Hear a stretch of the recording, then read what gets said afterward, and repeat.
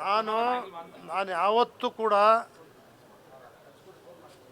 ನಾನು ಉತ್ತವನು, ನಾನು ಹಿಂದೆ ಬಿತ್ತವನು ಕೋಪನೂ ಮಾಡ್ತಿದ್ದೆ ಹಳ್ಳಿಯವ್ರ ಥರನೇ.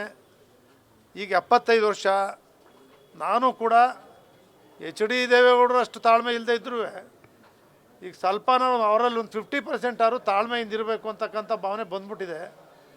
ಹಂಗಾಗಿ ತಾಳ್ಮೆಯಿಂದ ಇದ್ದೀನಿ, ಯಾವುದೇ ಕೋಪ ದ್ವೇಷ ಇಲ್ಲ.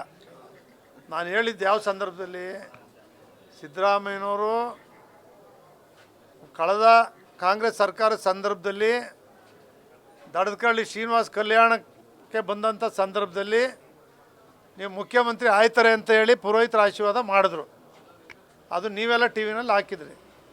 ಕುಮಾರಸ್ವಾಮಿ ಅವ್ರಿಗೆ ನಾನು ಕಲಾಮಂದಿರದಲ್ಲಿ ಪ್ರಥಮ ಬಾರಿಗೆ 2005-6ರಲ್ಲಿ ಕರ್ಕೊಬಂದು ಮುಖ್ಯಮಂತ್ರಿ ಆಗಬೇಕು ಅಂತ ಹೇಳಿದ್ದೆ. ಆದರೂ ಯಡಿಯೂರಪ್ಪನವ್ರಿಗೆ BJP ಏಕಾಏಕಿ ಸೇರಿದಾಗ ಟೌನಲ್ಲಿ 50,000 ಯಶವಂತ್ ಸಿನ್ಹಾ ಅವ್ರು ಬಂದಿದ್ದಾಗ ಯಡಿಯೂರಪ್ಪನವರೇ ಮುಖ್ಯಮಂತ್ರಿ ಅಂತ ಘೋಷಣೆ ಮಾಡಿದಾಗ BJP ಅವರು ಕೆಲವರು ಇವನು ಯಾರು ಹೇಳೋಕ್ಕೆ BJP ಬಂದ್ಬಿಟ್ಟು ಈಗಲೇ ಹೇಳ್ತಾನೆ ಅಂತ ಹೇಳಿದ್ರು. ಅವರು ಆದರು, ಕುಮಾರಸ್ವಾಮಿನೂ ಆದರು, ಸಿದ್ದರಾಮಯ್ಯನವರು ಕೂಡ ಆಗಿದ್ದಾರೆ. ಇದು ಇನ್ನೊಂದು ಸ್ವಲ್ಪ ದಿವಸ ಈಗಲಿನ್ನೂ ಅರ್ಲಿ ಸ್ಟೇಜು.